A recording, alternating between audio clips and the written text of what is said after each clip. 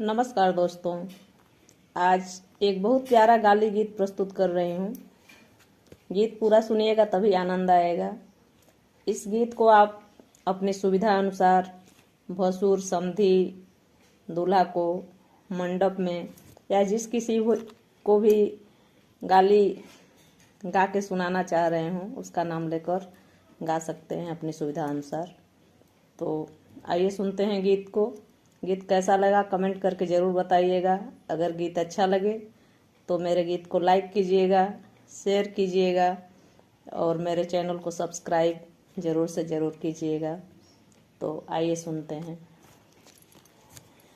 बयानी बड़ी खराब बयानी आवेले, बयानी बड़ी खराब बयानी आवेले।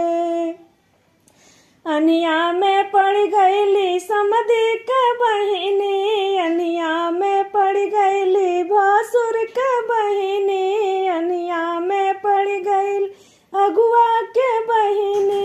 अकिल गईल घबराई यानी आवेले, अब अकिल गईल घबराई यानी आवेले।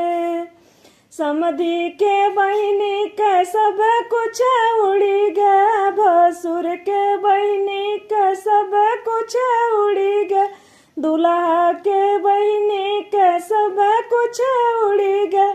कुछ ना पवली समारी यानी आवेले, अब कुछ ना पवली समारी यानी आवेले। लहंगा उड़ के बनारस गईले, लहंगा उड़ के बनारस गईले, चलिया गईले गुजरात यानी आवेले, अब चलिया गईले गुजरात यानी आवेले।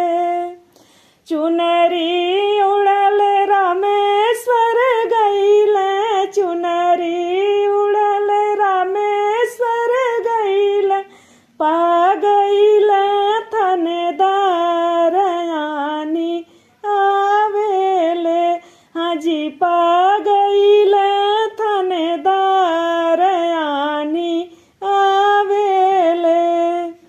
छिनरो उड़ के गोरखपुर अइली, छिनरो उड़ के गोरखपुर अइली, पा गईले भैया हमार यानी आवेले, अब पा गईले भैया हमार यानी आवेले, अब पा गईले भैया हमार यानी आवेले।